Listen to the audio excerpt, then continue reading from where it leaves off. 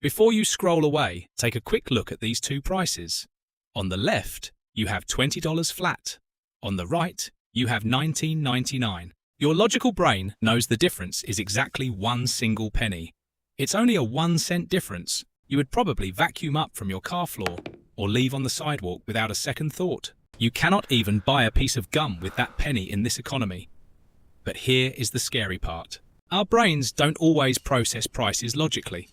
We often rely on quick mental shortcuts in our minds and think that the number on the right is a massive bargain, while the number on the left is a total rip-off. Why do we do this? Why does 1 cent change everything about how we see value? Welcome to the psychology of money, charm pricing. Today, I am going to show you exactly how companies use pricing strategies designed to influence perception and buying behavior. Our brains are built to process information quickly, and that often means using shortcuts. Scientists call it efficiency, but let's be real, it is laziness.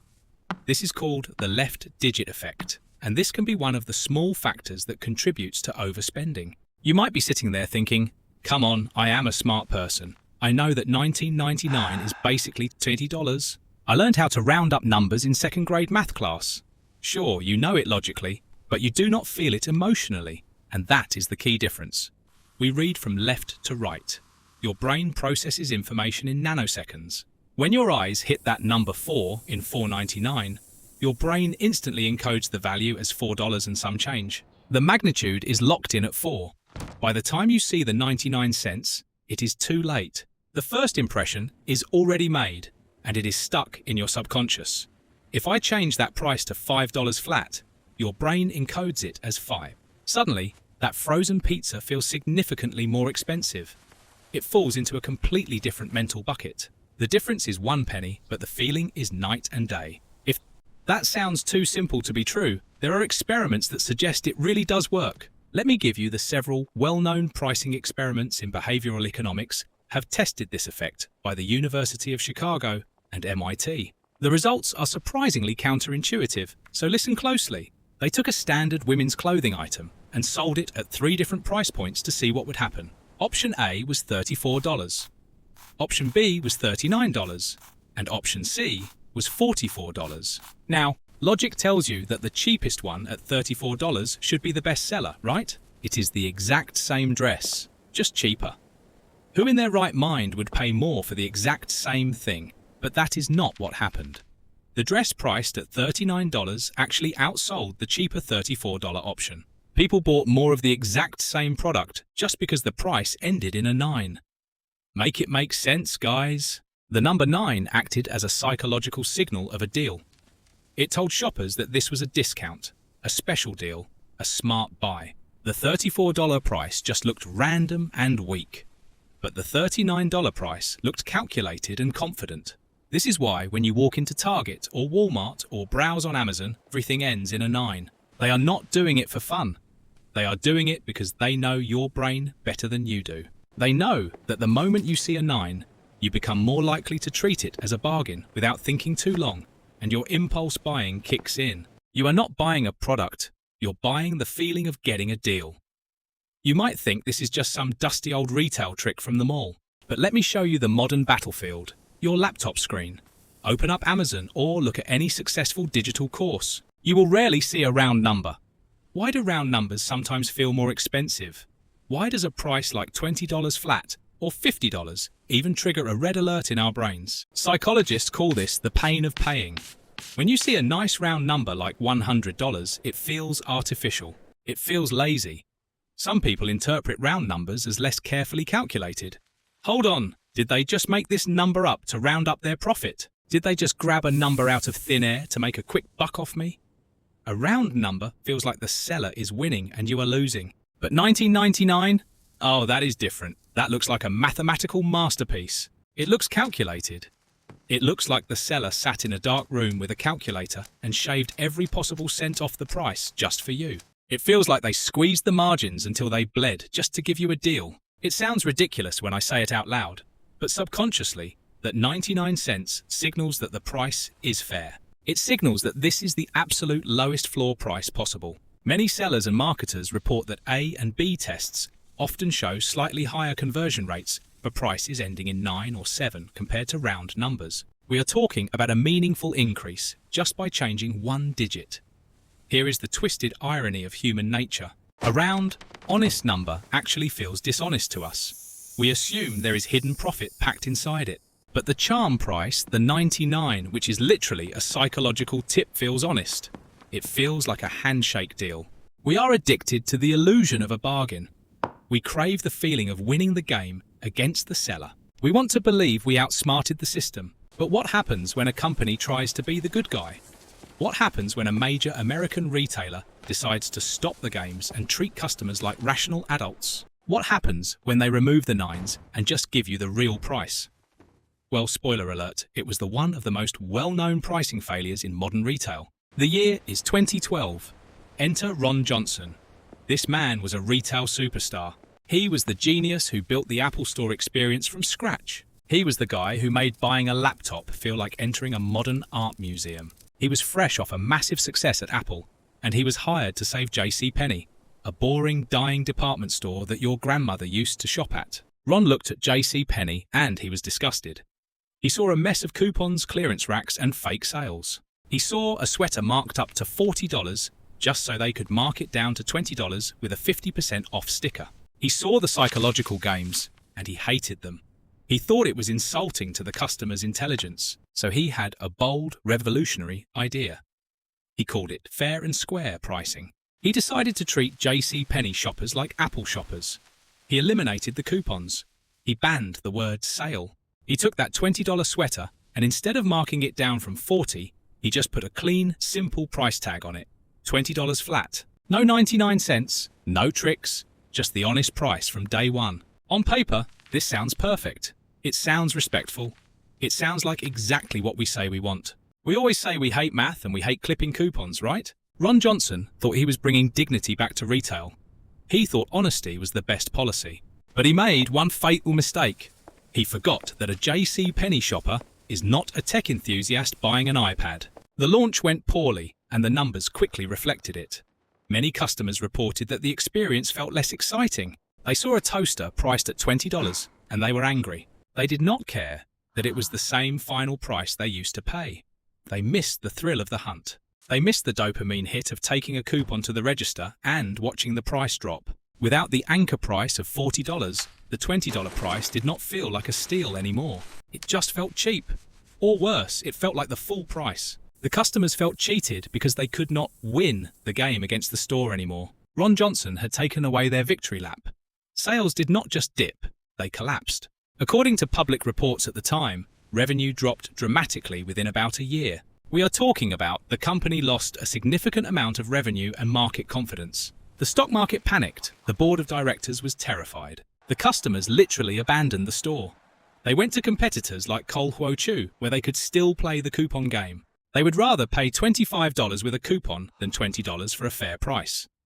Let that sink in. They would rather pay more money just to feel like they saved money. Ron Johnson was fired after just 17 months.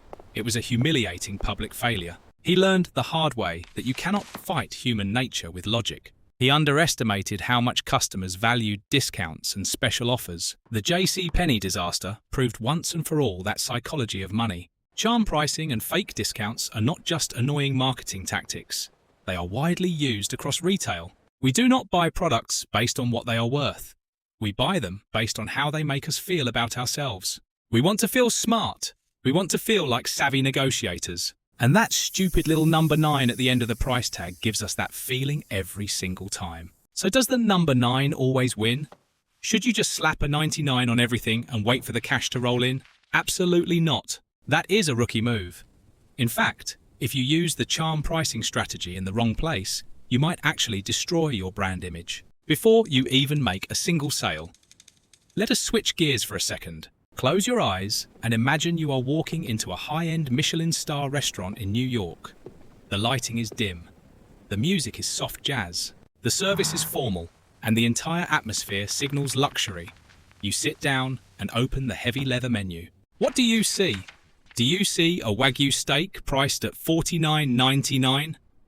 Do you see a bottle of vintage wine for $199.99? No, you never see that. If you saw those numbers in a place like that, you would instantly feel like something was wrong. It would feel cheap. It would feel desperate. It would feel like a fast food joint trying to wear a tuxedo. It just does not fit. Instead, you see just the number 50, or maybe just the number 100. Sometimes they do not even bother with the dollar sign. It is just a lonely, confident number sitting in the middle of the page.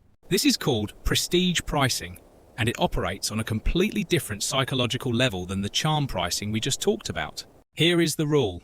In luxury markets, round numbers tend to signal confidence and premium positioning. When you are selling luxury, you are not selling a bargain. You are selling status. You are selling confidence. A price ending in 99 screams, "Please buy me. I am a good deal. I am affordable."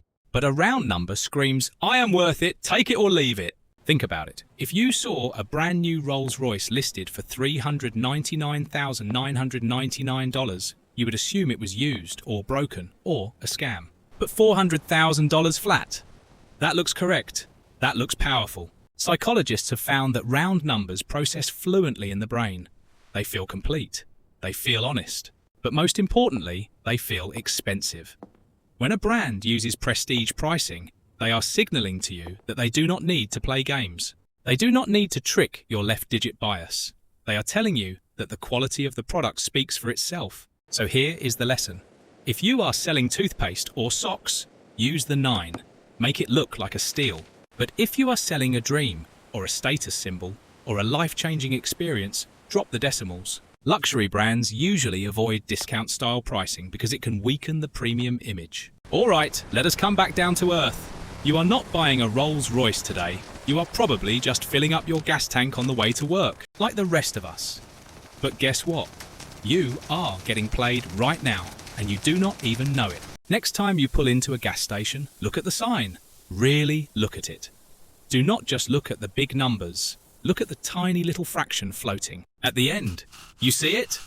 That 9/10. What on earth is that? That is 9/10 of a penny. It is not even a real coin. You cannot hold it. You cannot spend it. You cannot put it in a piggy bank. But it is there on every single gas sign in America, like a ghost haunting your wallet. This is an old pricing convention that has stayed in the industry for decades. This practice is often traced back to earlier decades when gas prices were much lower. Back then, gas was only 10 cents a gallon, so a tax of a fraction of a penny actually mattered. It was a huge deal for the government and the oil companies. It made sense back when your grandfather was driving a Model T Ford. But today, gas is $3 or $4 a gallon. That fraction is meaningless to you. It is literally dust. But it is everything to the oil companies. It remains largely because it still benefits sellers and has become an industry standard. Here is the psychological tip. Your brain reads a price like $3.59 and 9/10. But your brain is lazy, remember? It ignores the fraction. You read it as $3.59. You tell yourself, oh, gas is $3.59 today. But it is not. Mathematically, it is basically $3.60. You are rounding down to feel better, but the pump is rounding up to take your money. It sounds small, right? You are thinking, come on, it is just a fraction of a penny. Who cares? Well, let me do the math for you. Americans consume well over 100 billion gallons of gasoline per year. When you multiply that massive number by that tiny, invisible 9/10 of a cent, do you know what you get? You get hundreds of millions of dollars. That tiny fraction can add up to hundreds of millions of dollars across the market. That money does not go to taxes. It does not go to fixing the roads. It goes straight into the pockets of the oil giants as pure profit. And they get away with it because they know you will never fight over a fraction of a penny. It is the ultimate magic. Most people simply don't notice it because it feels too small to matter. You drive away thinking you got a deal, but you just experienced a common psychological rounding effect. So the next time you pump gas, just remember, you are not just filling your tank. You are donating to $1 billion fund that exists solely because we are bad at math. So here we are at the end of the journey.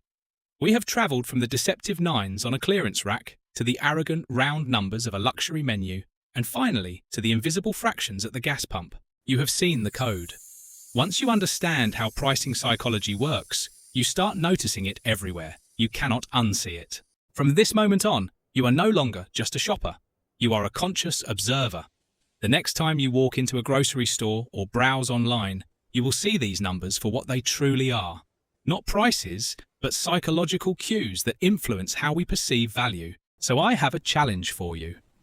A mission, if you choose to accept it. For the next 24 hours, I want you to be a detective. Look at every price tag you encounter. Look at your coffee receipt. Look at your Netflix subscription. Look at the car dealership down the street. When you see that 99, do not just gloss over it. Stop. Look at the digit to the left. Force your brain to round up. Turn that 19 into 20. Turn that 4.99 into 5. Break the spell. And when you catch yourself reaching for something just because it feels like a deal, ask yourself one simple question. Am I buying this because I need it? Or am I buying it because the number 9 told me to? I want to hear from you. Seriously. Go to the comment section right now and tell me the most ridiculous charm price you have seen lately. Did you buy a shirt for $19.99 thinking it was a steal? There is no shame in it. We have all been there. I have been there, but today we wake up. Knowledge is power, but only if you use it. Do not let corporations play games with your hard-earned money. You worked too hard for it. Be smart, be calculated, and most importantly, be in control. If this video opened your eyes even a little bit, do me a favor. If you found this useful, consider liking and subscribing. It helps the channel reach more people interested in consumer psychology. This is the Retail Psychology channel. We do not just make videos, we build strategies for a smarter life. Keep your eyes open and your wallet safe. I will see you in the next one. Peace.